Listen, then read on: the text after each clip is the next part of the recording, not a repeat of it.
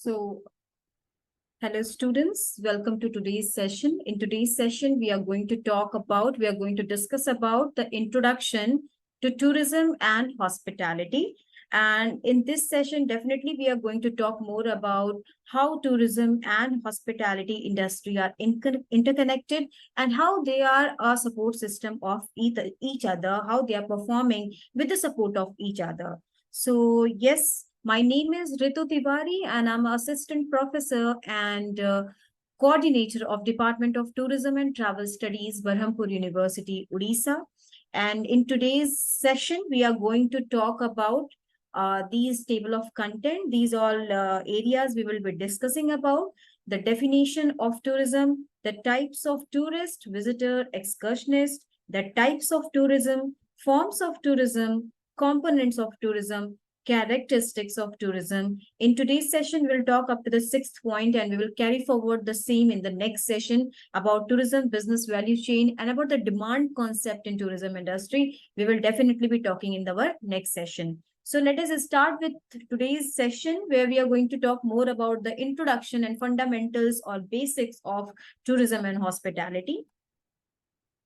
Before starting the definition of tourism, I would like to show you some of the pictures. As you can see in front of you, we can see the picture of camel safari in Jaisalmer, Rajasthan, in Thar Desert. It is a very popular tourism product or an attraction where a lot of international and domestic tourists go visit over there to enjoy the camel safari. We also have a picture of Qutub Minar in New Delhi. We have the backwaters and the houseboats of Kerala, India Gate in New Delhi, Taj Mahal in Agra, UP, and the ghats of Varanasi, the Ganga Ghats, and then we also have Golden Temple, Amritsar in Punjab. These are few of the locations which I have highlighted in this slide, showing the beauty and the diversity of India, how in India we have different varieties of cultural, natural, historical beauty, and the combination and amalgamation of different symbiotic attractions too, which are attracting no doubt from various like past centuries, and it is going to no doubt it is going to the number of tourists nationally and internationally. The footfall of tourists is definitely going to increase only as we have a number of such beautiful products, tourism attractions in India, which we are offering to our tourists. And every day, day by day, every state is working hard in order to improve the services in tourism and hospitality industry so as to satisfy the customers to its utmost level, and so that more number of tourists on the international level and to the even on domestic level, the tourist footfall may increase. We all know that tourism industry is one such area which is a, you can say, a very strong industry supporting the economic development of our country. The India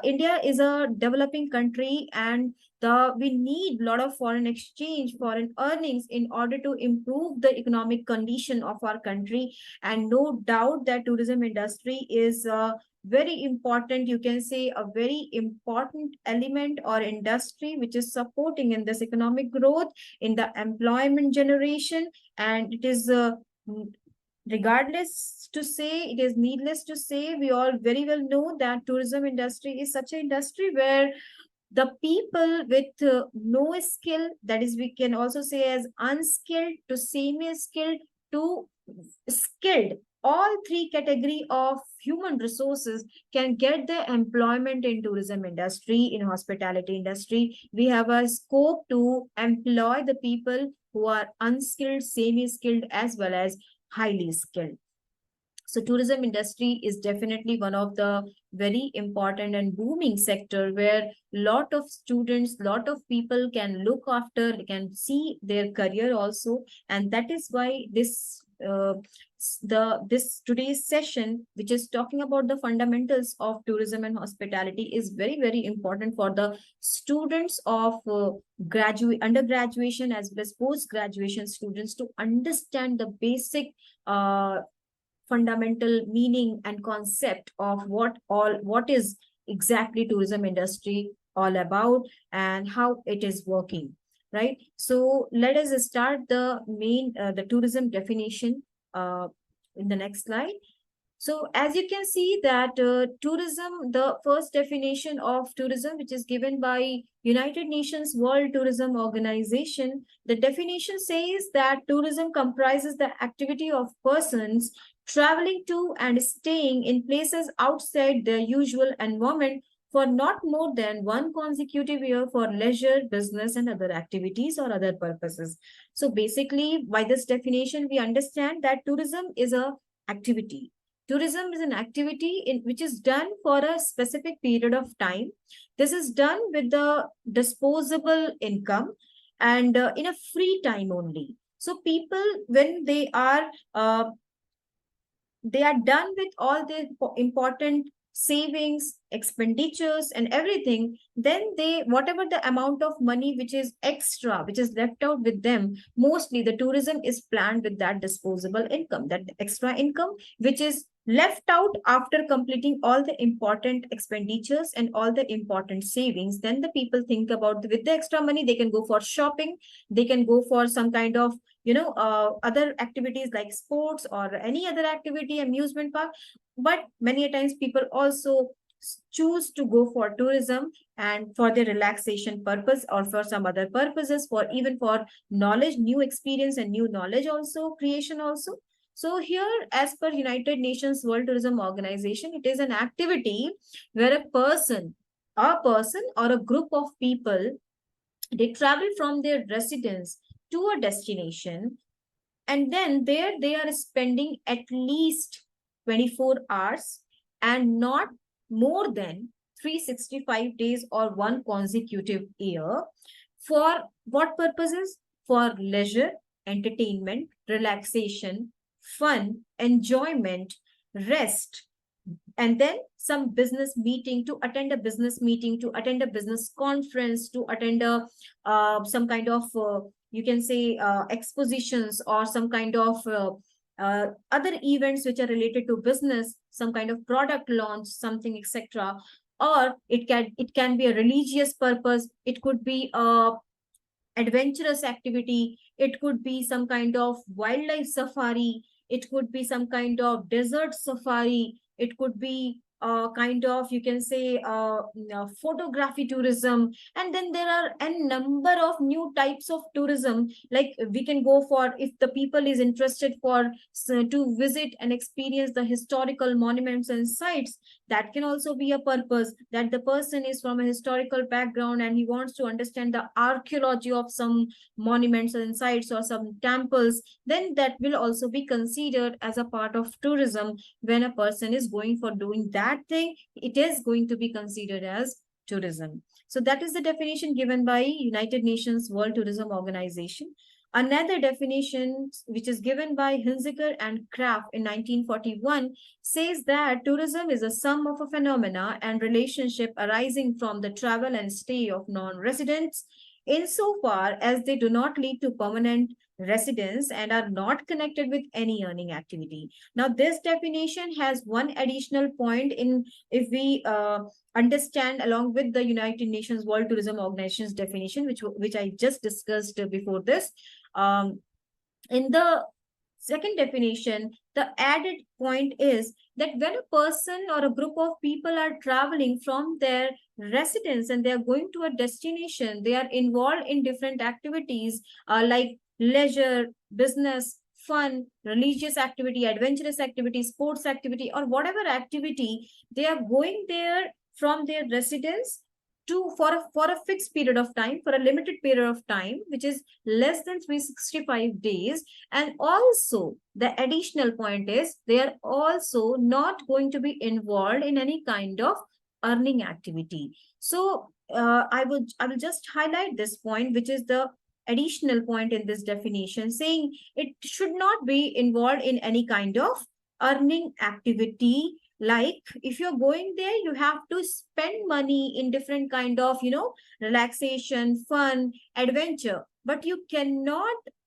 involve yourself into any kind of employment, any kind of job, any kind of business activity from which you're going to earn a money. If you have started earning money from doing some kind of transaction, if you're getting some monetary benefit out of that destination, from that destination, you will not be considered as a part of tourism. Then you will not be considered as a tourist anymore. Then you will be considered as a business person. So that is why when we are talking about the definition of tourism, anybody or a group of people, when they're traveling, they should be traveling and visiting a particular destination, staying there for a fixed period of time that is less than 20, that is more than 24 hours and less than 365 days or one consecutive year. And along with that, he or she should not be involved in any kind of earning activity. He should be or she should be involved into leisure activity, some kind of fun relaxation activity, some kind of enjoyment activity, etc. But he or she shouldn't be involved into any kind of earning activity. So that is what additionally Hunziker and Kraft definition talks about, along with the United Nations World Tourism Organization definition. So these are the two important definitions which a student of tourism must be knowing about. And what exactly is tourism, the definition of tourism is all about. So next we will talk about types of traveler, tourist, visitors, and excursionists, how it is different from each other, and what is the meaning of all these elements or all these terminologies we will discuss when we say travel and tourism. I hope that the students know what is travel and tourism mean and how it is different from each other. So first of all, let us clarify this only. Traveler is somebody or anybody who is traveling from point A to point B for any purpose. It could be for tourism also, and it could be for job, employment, business, etc. also. It could be for any purpose that such person will be called as a traveler. Like if you're going to your job daily 15-20 kilometers from your residence, then also you are traveling to your office, like 15 kilometers you're traveling in order to reach to your office. So you will be considered as a traveler, no doubt. You are going to for some project meeting to some other country, some across the borders, also you will be called as a traveler. But a tourist, specifically, a tourist is one who is traveling from his residence to a destination, not for job, not for employment, as we have just read in the previous slide, that tourist cannot be involved in any kind of earning activity. Therefore, a tourist is the one who will be definitely going from point A, that is his residence, to a destination only for the purpose of leisure, business, I mean, attending a meeting, attending a seminar, attending a conference, attending a some kind of exposition, exhibition, or some kind of product launch, or some kind of any kind of event related to business, but where you are not involved in any kind of earning activity. And then such people will be called as a tourist. So a tourist is someone who is traveling from his residence to a destination for leisure, business, and other purposes like religious, adventurous activity. And then he is for a stipulated period of time, for a fixed period of time, and then he's returning back to his residence, right? So that time he will be called as a tourist. Now, in between, there is various stages how a traveler becomes a tourist. Let's discuss that also. So from this flow chart, you can see that a traveler and then comes a visitor. A visitor then gets divided into two parts, that is tourist and excursionist. Let us discuss about all of them. So a traveler is a person who is on a trip between two or more countries or between two or more localities within his her country of usual residence. So he is moving for whatever purpose he wants, for job, employment, as I have said just now. He can move from one place to another, from one country to another for any purpose. It could be a job, it could be for tourism, it could be to meet your friends and relatives, it could be for just exploring different locations. It could be for looking for some business venture which you are going to start in the near future. So traveler could be like he can visit from point A to point B for any purpose. Now it comes to visitor. A person who traveled to a country other than that in which he has his usual residence, but outside his usual environment for a period not exceeding 12 months, and whose main purpose of visit is other than the exercise of an activity remunerated from within that place visited. So a visitor now, it is quite like narrowing down from traveler who can do whatever for whatever time period. There is no limitations, no criterias for a traveler. Now it is narrowing down. A visitor is a person who is traveling from point A to point B, from one country to another country, from one locality to another locality, but he is not involved in any kind of, earning activity. And he should not be traveling for more than 12 months, that is one consecutive year. He is a visitor. He is visiting to certain place in order to return back to his own residence. So that's called a visitor. That is the difference between a traveler and a visitor. A visitor is visiting with a certain objective. He is completing his objective and now he has to come back to his residence within 12 months, and then he should not be involved in any kind of earning activity.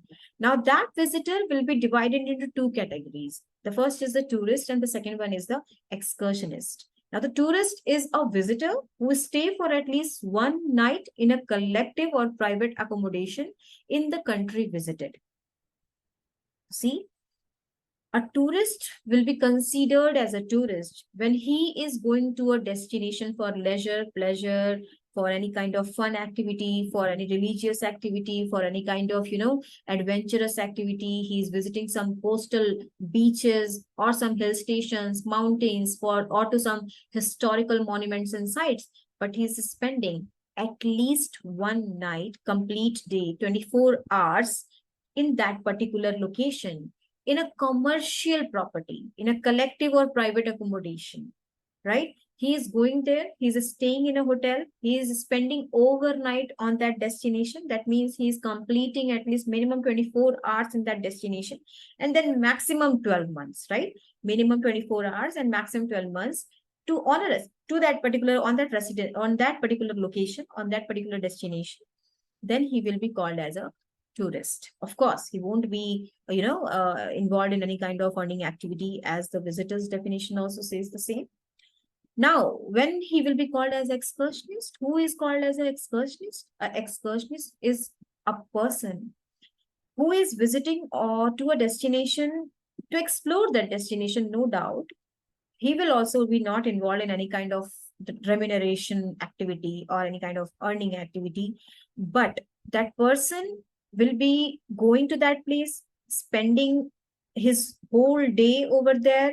He will enjoy the beauty of that location. He will have fun, relaxation, leisure, and pleasure, but he won't be staying there for a night over there. He won't be spending a night over there in a private or collective accommodation. A person who is going to be there for the daytime, but night he is returning back to his residence, such person will be called as excursionist. An excursionist can also be called as a day visitor or a one-day visitor or a same-day visitor, right? A person who is going in the morning and returning back by the evening without staying there for a complete 24 hours. Such people, like if I talk about a person who is staying in Delhi, wants to visit Qutub Minar, he went to Qutub Minar at morning 8 a.m. He enjoyed over there, and then he came back by, you can say, by evening, after enjoying the beauty of Qutub Minar, after eating, enjoying, having fun with his friends or family, he came back by evening. Then such person will definitely be called as a excursionist, right? Next, we will discuss about different types of tourism. I'm so sorry. Let's see that tourism, we just got to understand what is the meaning of tourism and how a traveler transforms into a visitor and a visitor divides into a tourist and an excursionist.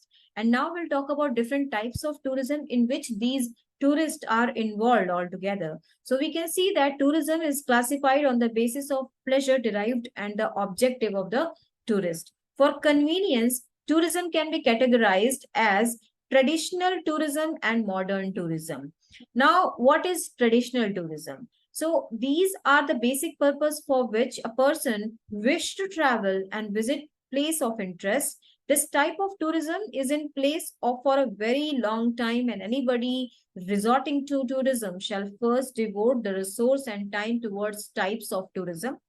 So basically, a traditional type of tourism is, as we got to know that tourism is done or it is classified on the basis of the pleasure derived from that particular, or the for with what objective the tourist is traveling to that particular location. So basically, in the traditional times, long back, the people were having very, limited objective, or very few objectives, uh, or reason for traveling to a destination, for going to a certain destination. Like for example, relaxation tourism or recreational tourism, religious tourism, cultural tourism, and historical tourism. These were the only four major reasons or four major objectives for which the tourists used to travel long back, right? In today's time, because now our per capita income is increasing, our the income is increasing, our the more of a people are employed in today's time. So definitely there are many other n number of reasons or objectives behind traveling, which we'll discuss in the coming slide. But before, it was only few reasons or objectives for which the people were traveling. The first is the relaxation tourism. Like people used to go to hill stations, people used to go to some kind of beach or coastal areas, or maybe to some waterfalls, to some kind of lakes and rivers, in order to relax themselves. To after seeing the scenic beauty or scenic beauty of those locations, the people used to feel relaxed, and that was called as a relaxation tourism or recreational tourism. Next was like, most of the time, like when we used to be the kids, the parents only used to do the relaxation tourism in the time when we were having our winter vacations or summer vacations in our school. So based on the our vacations, the parents used to plan their trips or tour, and on that basis the recreation or relaxation tourism were chosen. Such some natural spots were chosen where even the parents can have some good time, some recreational and relaxation time, and also the kids can enjoy at the same time. So that was called as a relaxation tourism. Very simple and very basic, like only something different from the monotonous daily routine, from daily the place where we are staying. Just to get out of that mundane life, we are getting going to some natural location, and then we have used to relax over there.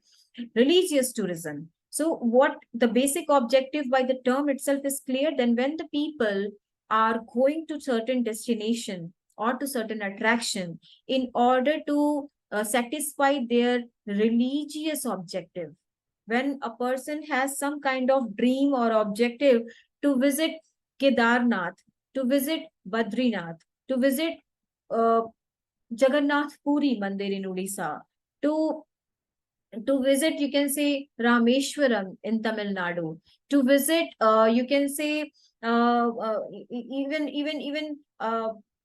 in Varanasi, when the people are traveling to Kashi Vishwanath temple. So these are, or maybe you're going to Somnath, you are going to Dwarka, you are going in Gujarat, then you are going to Omkareshwar, you are going to Ujjain Mahakaleshwar temple. So these are all, or this is just, I just gave some examples from Hindu religion. Even when you are going to Mecca, you are going for a Hajj in Islam, when you're going to Golden Temple, Amritsar in Punjab, in a Sikh religion, when you're going to different locations like Mahabodhi Temple, in both Gaya, the people who are from Buddhist religion, and they are going to Mahabodhi Temple in both Gaya. Then this is definitely like the Christian people are going to churches in Goa. In Goa, you can find a lot of Catholic places, the church where, and also in Chennai, you can find a lot of church where the Christian communities go and they offer their prayers. So definitely all these are the example of religious tourism. And yes, of course, the third one is the cultural tourism. The cultural tourism, we know that India is a country with diverse culture, right? We have almost six religion. The people are following Different people are following almost six religion in our country, and we are all staying very in a very peaceful way in our country. All these cultures are coexisting together.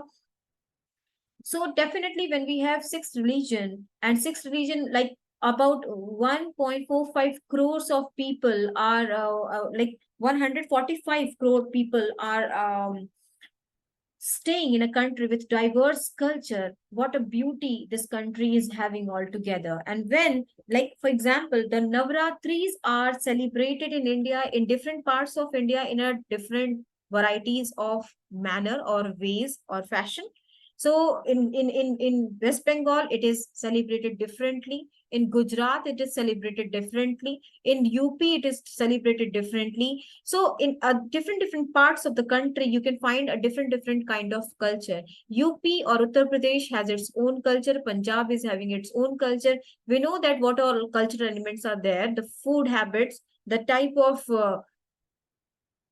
dress or attire, the language, the music, the dance, the different handicrafts, the handlooms. These are all the parts or elements of our culture, and we all, like every state has its own culture. So when a tourist is going to a certain destination to enjoy the cultural beauty of that location, to understand the culture of that location, that is called as a cultural tourism. Historical tourism, we all know that India is full of historical beautiful monuments and sites. We have many forts and palaces. We have lot of such historical temples. We have such you can say mosques. We have such church which are of historical importance now, whose archaeological beauty is definitely you know uh, unmatched from any other places. So when a tourist is coming to a going to a particular destination in order to enjoy the historical beauty of that location, to see the historical monuments and sites of that location, then if he is fulfilling his historical objective by visiting a certain destination, then definitely he or she will be called as a person who is going for a historical tourism. All right. So now these are the four major reasons for which in the traditional time, in the old times, the tourists used to travel for very limited reasons. They were traveling and they were doing their tour. But in today's time, in the modern time, the number of such type of tourism has increased to, you can like to n numbers, you name it and we have it kind of concept is over here now. So once the potential of tourism has been realized, the concepts of business started to dominate the sector with the strategies to thwart competition. Many countries have recognized the need for differentiation to arouse the interest of the tourist and to attract new tourists. These modern type of tourism shall also help in extending the stay of the tourist for better revenue. So as I have started in the initial slides only, I said that tourism, the main objective why any country or any state wants to develop their tourism industry is because it is a great source of economic, benefits or economic development that one country can think about, one state can think about. And that is why every state and every country wants that if they will have ample opportunities for tourism, a footfall of the tourist will definitely increase in their state or in their country.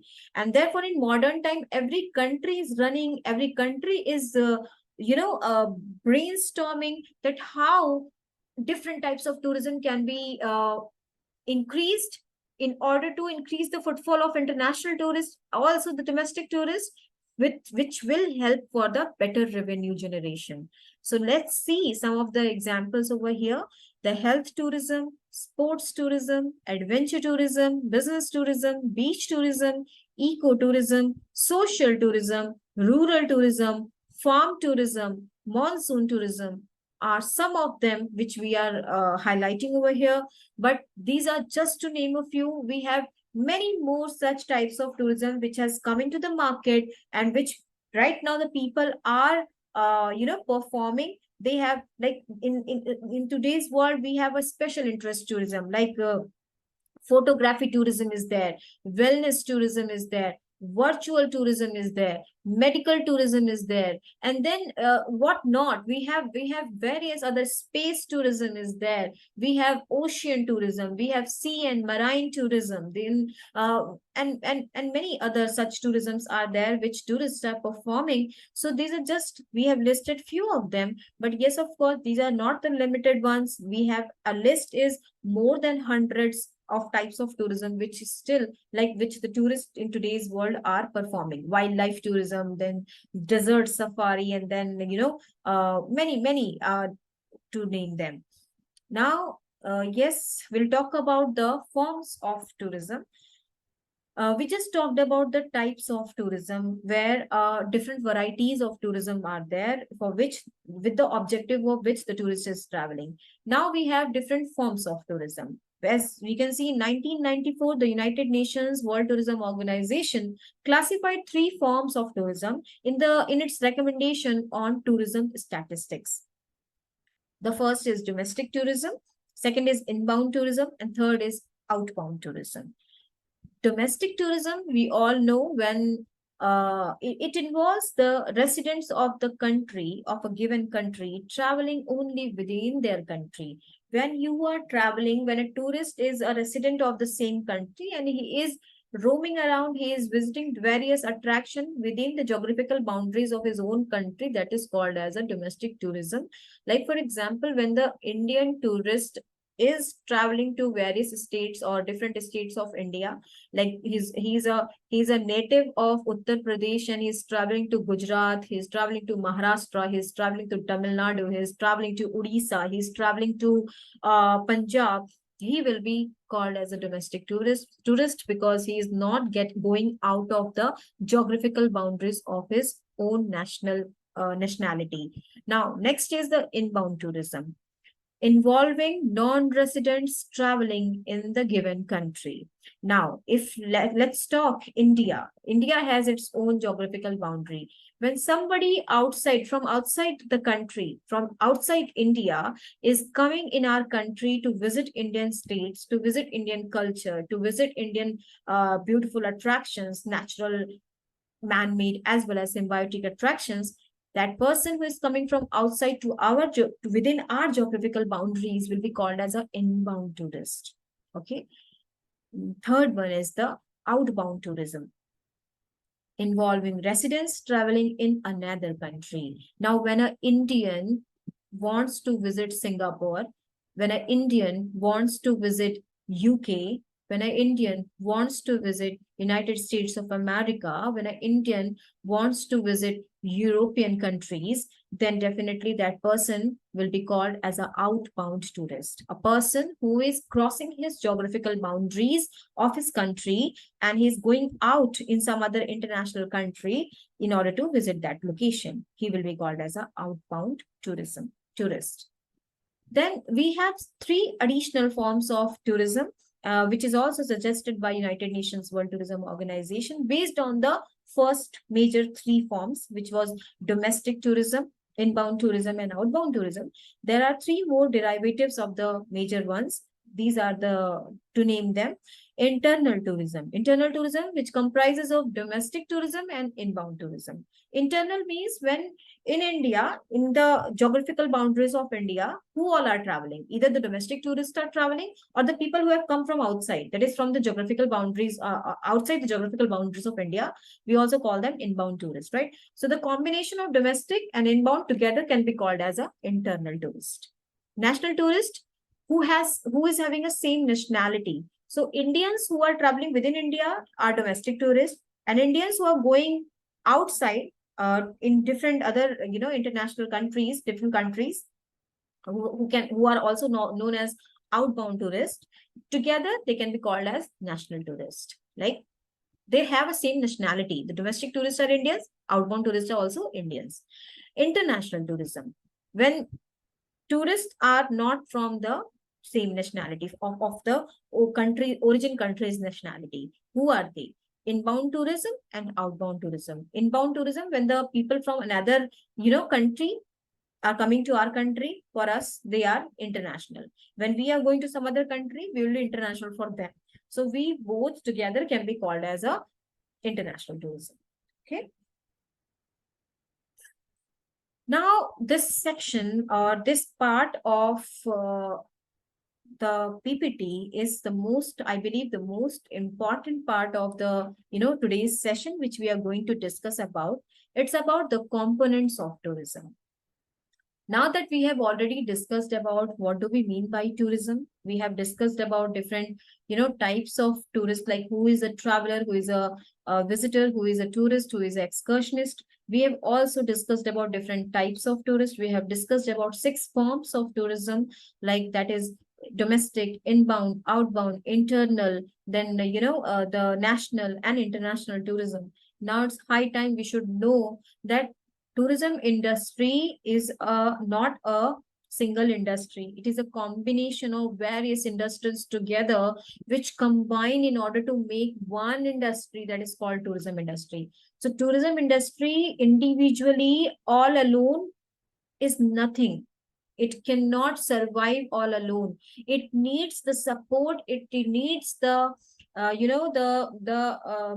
altogether the help of various other industries in order to run smoothly in any country. So we are going to discuss about those components, those important components, which are the support system of a tourism industry. Like, I will just give you one example. Like, a human body can not only function with its brain, it also needs your other, sense organs. It needs a hand, it needs a, legs, it needs various other body parts, internal as well as external body parts, which together make this body functional. In the same way, tourism industry cannot run just with the attractions and destination, beautiful attraction and destination. It needs many other such parts or components or elements which will help in the movement of tourism industry. So now let us talk about those components which supports tourism industry in its development, in its function. The components of tourism can be summed as 6 A's of tourism. Understanding the same is vital for the formulation of developmental strategy and concentration of efforts. Out of all 6 components, the major components of tourism are 3. They are as follows. The first 3 major components of tourism are accessibility, accommodation, and attraction. Accessibility can also be called as transportation. Okay? The facilities includes well-developed roads, the road services, the airport, rail service, appropriate signage, websites, reservation system, etc., which is very much required if you have a very beautiful attractions in various locations of India, but you don't have a good connectivity, good transport system, good reservation system, good railway services, then how will the tourist reach to that particular location? It is of no use to have such a good, beautiful attractions if you don't have a good accessibility, if you don't have a good transportation. So that's the reason this is the first important component. Transport is a very important. Accessibility is a most crucial element in order to make the tourism industry successful.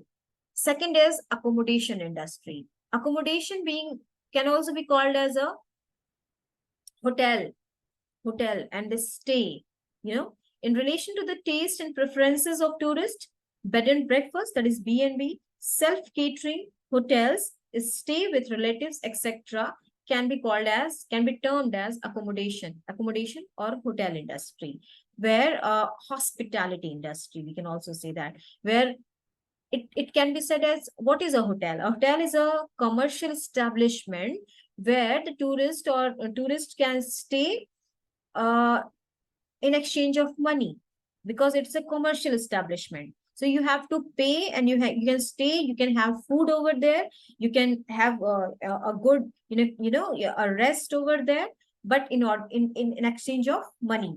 So accommodation, when we say that tourist is someone who is traveling to a destination for more than 24 hours and less than 365 days, you definitely, to stay overnight at that particular destination, you need to have a hotel. a stay. It could be a budget class hotel. It could be a 1 star, 2 star, 3 star, 4 star, 5 star. Depending upon how much you can spend on your stay, you can take the kind of luxury property, basic property, but you need some place where you can stay at that particular destination. So accommodation again is a very crucial element, which or hospitality, which if is not supporting tourism industry, you have a beautiful location in Uttarakhand, in Himachal Pradesh, or in Jammu and Kashmir, or in Rajasthan, but you don't have a good hotels to stay over there. Do you think that the tourists would love to go over there, would love to stay over there? Where will they stay? They cannot stay on the streets. They need some shelter, right? And for that shelter, we should have various options, right? For the budget class people to the luxury class people also, we should have every variety of stay or accommodation options where the tourists can stay and enjoy their stay over there, like enjoy their tourism period over there. So next is the attraction, the very, very important element. If any country don't have a beautiful attractions, there is no point that the tourist will be going over there, right? So what is attraction? It includes the natural attractions such as waterfall and beaches, and built attractions in the public domain such as Disneyland. So as we have said that it could be a natural attraction, it could be a man-made or artificial attraction, and it could also be a symbiotic attractions, and many more to say. So attractions are very important. If a tourist is coming to, for example, is coming to Odisha, the only thing, the maybe the primary attractions could be Jagannath Mandir or Jagannath Temple in Puri district of Odisha. But do you really think that a tourist who is coming far away places or from some international location and he's coming to Odisha, will he be only be satisfied just by visiting Jagannath Temple in Puri? No, he would love to explore more beautiful places in Odisha. So we should have those options in our list. Like nearby, we have Konark Sun Temple. We have Bhubaneswar, the city of temples. We have Chilika, the wetland. Yeah. So the Asia's largest water lagoon, brackish water lagoon. And we have such beautiful national park like Simlipal Tiger Reserve. We do have. We have Bhitarkanika National Park. And we have many such beautiful natural and man-made resources, attractions. We also have many symbiotic resources where the tourists can go and they can enjoy their stay in Odisha. So that those multiple attractions should be there in one state or in one region where people can go and enjoy. So attraction, these are the three major, components of tourism: accessibility or transportation system, accommodation or hospitality industry, and then attractions, various beautiful primary and secondary attractions which can hold and which can lengthen the stay of a tourist in particular region for at least 2 nights, 3 nights, 4 nights, etc., in that way. So now, these being the three major components, let's talk about the three minor components of tourism industry, which are no doubt very important in supporting the tourism industry's development. So these are the activities. What activities? Such as windsurfing, golf, water skiing, as well as passive activities such as lying on the beaches or reading in the park or by a pool. Activities are n number of activities we can think of. Shopping, very important activity for a tourist. When a tourist is visiting certain location, he or she loves to buy the souvenirs, the handicrafts, the handlooms. He loves to explore various beautiful, souvenirs of that location, which he or she can gift while going back to his own residence, to his relatives and friends. Shopping being one such activity. We also have different adventurous activity at sea beaches, like we are just talking about windsurfing, then water skiing, and then many other boat rides and etc. We can have it over there. We at the beaches, we also have the, these days the horse ridings is there, the option is there. Then we do have some other water sports. We have camel safaris over there, and in such a way we can have, or long, the bird watching, etc. These can be such activities which, in addition to the primary attraction, we can have, which can involve the tourist even in the evenings when he don't want to stay in the hotel for just to lay down over there, he can have some more options to get involved into and to have fun and relaxation and recreation out of it. So these days the service providers are providing the services of various ayurvedic massage treatments, various you can say um, activities like the spa activities there. Then many such innovative tourism products or activities have been included into this industry in order to make the tourists more and more engaged and more they are full of activity, that they don't feel bored and they don't feel monotonous or very lethargic in that particular location, that next time if they want to come, they would have to think that why should I go? I don't have anything to do over there after this one particular activity. So no, you should have a number of one back-to-back activities planned for such tourists, so that the tourists are always engaged and they love their stay at that, and then the beautiful memory should be there on that particular destination with the tourist. Now next is the amenities, which can also be called as facilities. So what is amenities? Amenities include the shops, like the food shops, the grocery shops, and many such, medical stores, etc., where the people can shop for something urgent, something important, which a tourist can need anytime. Sometimes, many times, we as a tourist, we move to a location, we move to a destination, and we forget to have a, toothbrush. We forget to carry our toothbrush. Now, where in that particular, if we don't have a shops in the destination, where will I get my toothbrush? So that is the thing. The shop should be there in order to meet the needs of the tourist. Restaurants, cafe, tourist information outlets, the public toilets and the banks, etc., for financial transaction, etc., the ATMs, the Sulabh Sauchalayas, etc. These are the various important facility. The basic facility, which if it is not available on the particular destination, definitely the tourist will be in a very bad situation. He can have a bad experience out of it. So we must keep into mind that these basic amenities should also be over there at the destination to make the stay of our tourist comfortable. Next, the last and the important, a component is the agency. The organizations that plan and control the tourism industry advise and canvass the destinations and look after the tour arrangements and facilities. National and international tourism organizations, state or regional tourism organizations, tour operators, travel agents, etc. So basically, the agencies are the intermediaries who are looking after the overall, the stay, the planning and controlling of a tourist itinerary or tourist package. In today's time, the tourists are like the people are not having ample time in order to plan their tour.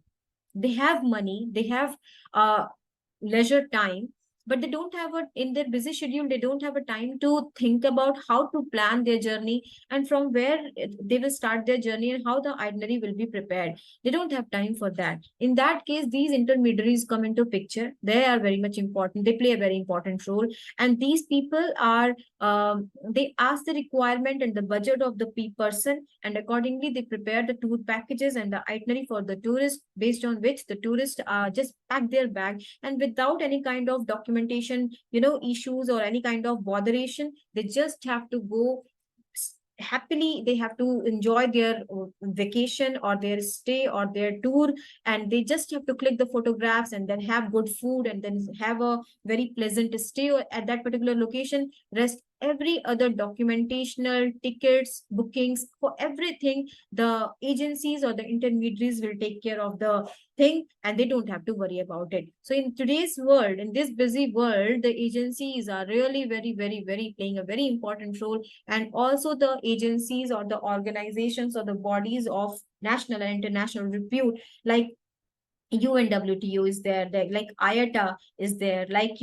ASI is there, like Airport Authority of India is there, like ICAO is there, or various other agencies of national DGCA is there, which are looking after various important areas of tourism which directly tourists don't know about it, that who is maintaining everything, who is maintaining the airports, who is maintaining these historical sites and monuments. They don't actually, they don't get into it, but these agencies are there who are behind it, who are working hard on maintaining these locations and attractions and facilities and services, so that the tourists don't get any problem, or they don't have to go through some kind of unpleasant experiences. So definitely agencies of national and international importance, along with the tour operators and travel agents, they all play a very vital role in supporting the tourism industry altogether. So in this way, we have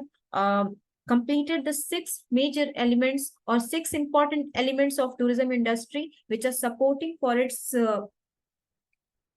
development in any country. It, no matter it is India or any developed country, we need these six important elements or components in order to support the tourism industry for its better future, for its development, right?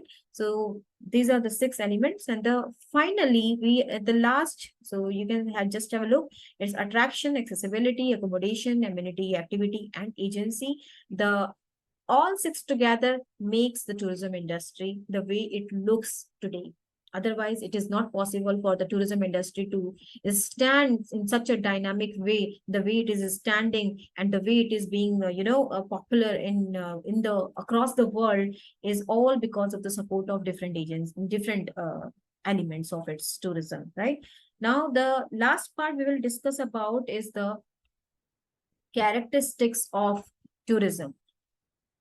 We have total five characteristics of tourism, or we can also say that these five elements, five characteristics are not the only characteristics of tourism. These characteristics apply to every industry which is part and parcel of service industry, whether that is a courier industry, that is supply chain industry, whether that is a hospitality industry, whether that is a transport industry, whether that is a aviation industry, whether that is a medical industry, or whether that is a,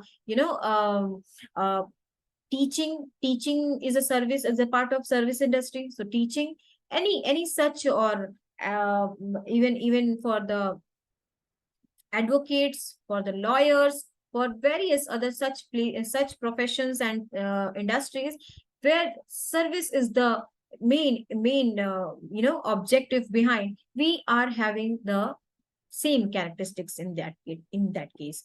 So let's talk about these five major characteristics of service industry or tourism industry, whichever you want to say. It is just, the thing is that it remains the same.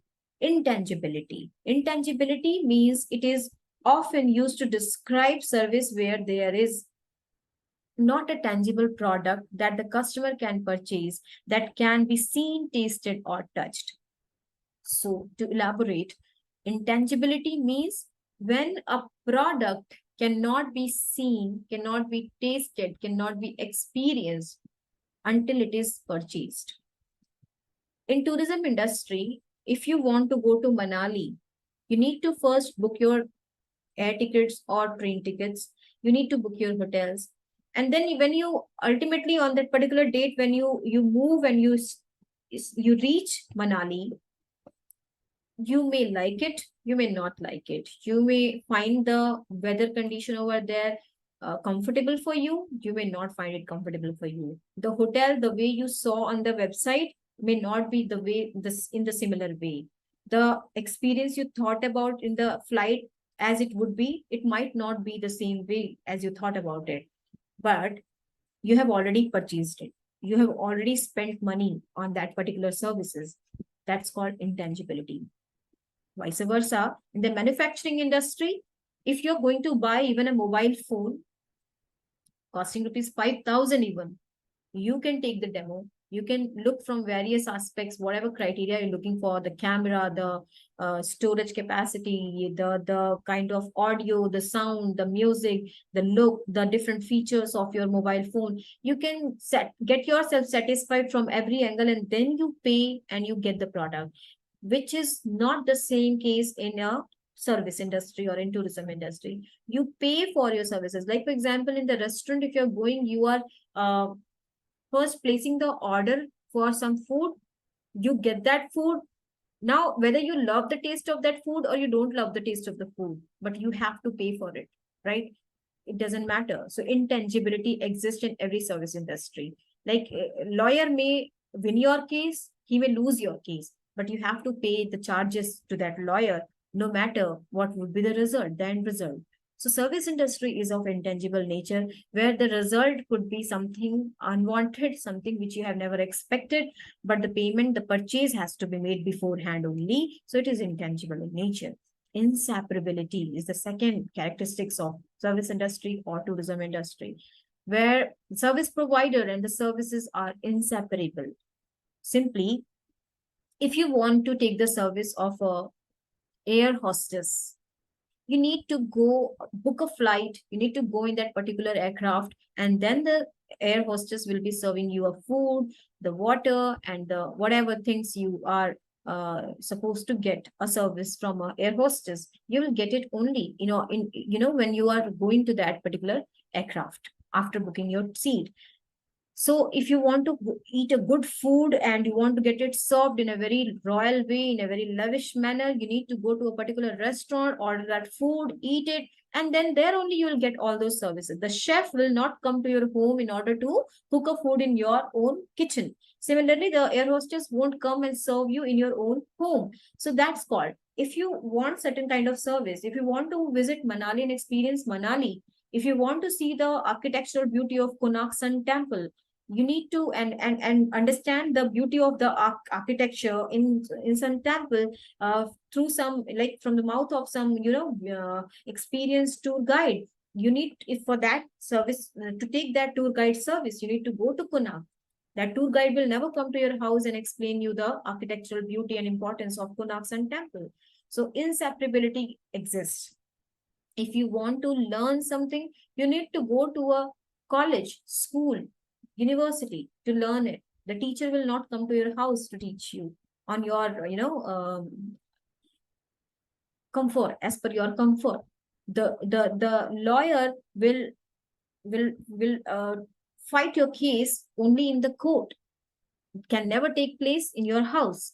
So it's all, the service and the service providers are inseparable in nature. You cannot separate them, right? Third is heterogeneity. Heterogeneity can also be called as variability. Services cannot be standardized and are not homogeneous. That is, similar service delivery cannot be guaranteed to all customers availing it. Yes. In service industry, we say that people serve another people. People serve the people. Where a person, a chef, for example, in a restaurant who is cooking a very delicious food, in the morning hours, he will be very energetic, and the quality of work he would be doing would be absolutely stunning. And the people who are eating the food in the daytime might get some different and a very positive and a very nice experience. And the food is really very delicious.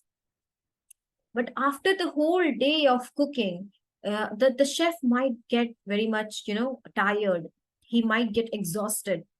And by evening, by night 9 p.m., when the last orders are supposed to come, by that time he's so exhausted that probably he will complete the order. He will cook the food, but it's not guaranteed that the quality or the taste of the food would be as sumptuous as it was in the morning.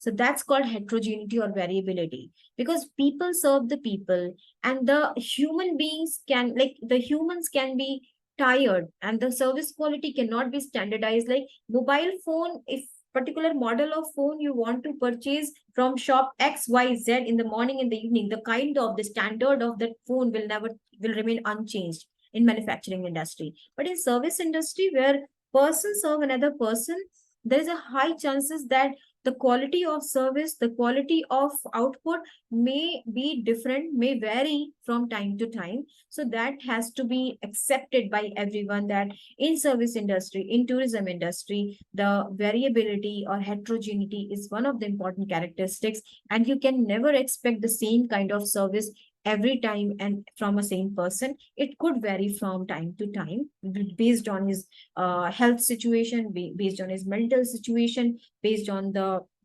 the footfall of the tourist in that particular place. So everything matters, right? The fourth is the perishability. Perishable. Tourism industry or service industry is of perishable nature, in which the service capacity cannot be stored for sale in the future. The service industry, in the service industry or in the hospitality or tourism industry, the bookings which you have made for today, you have to utilize it today itself.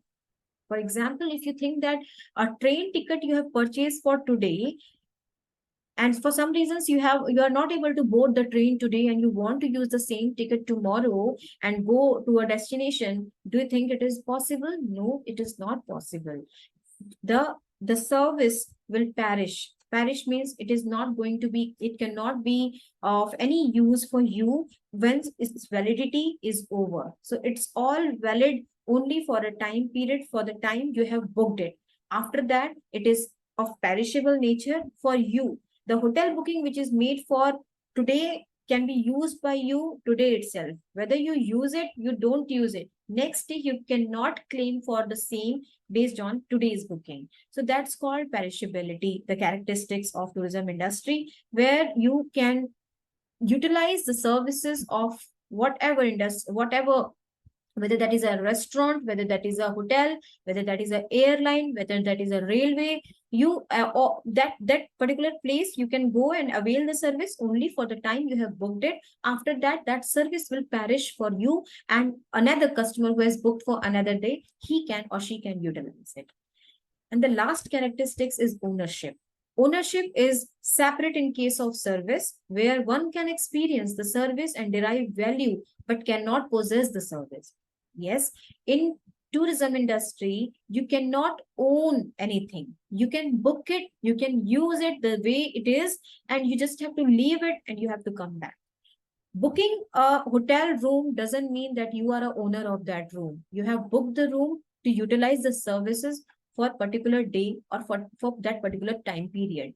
You are not the owner of the the bed sheets, the blankets, the bed, the interior decoration things, and many every other thing which is belonging to that room. You are not getting the ownership of the same. It is just that you have booked it, the services, you can avail the services, and you have to leave it as such, and you have to come back to your home. So ownership does not exist in the case of tourism or in the service industry. If you're going to some kind of salon, if you're going to some kind of beauty salon, you can get the service of that by paying money. You can get the haircut service. You cannot claim that now this hairdresser will only cut your hair because you have paid money for him. Your For that little time period, he will book, he will cut your hair, he will dress up your hair, and that's it. You cannot own anything in that beauty salon, right? In the similar fashion, in any of the service industry, when for the time period you have booked it, you can utilize the services, and then you have to leave it as such and come back. So that's the last characteristics of tourism. I believe this session would have been a useful session for all of you. And yes, in today's session, we have discussed about the definition and introduction of tourism. We talked about types of traveler, visitor, tourist, and excursionist. We also talked about types of tourism, traditional and modern. We talked about forms of tourist. And then we talked about the elements of 6 elements of tourism. And lastly, we talked about the characteristics of tourism. With this, we are coming to the end of the session where we have talked about the fundamentals or basics of tourism and hospitality industry. In another session, we will be talking more about the value chain of tourism industry and the demand concept of tourism. So stay tuned for the next session. And yes, this is it for today's session. In case of any kind of query or any questions, you can definitely comment below and you can let me know your queries. Maybe I'll definitely try to solve up to an extent what I can. I will try to answer each one of your questions. So yes, all the best to everybody who is pursuing their career in tourism and hospitality industry. With this, I'll take a leave. Thank you so much. Namaskar.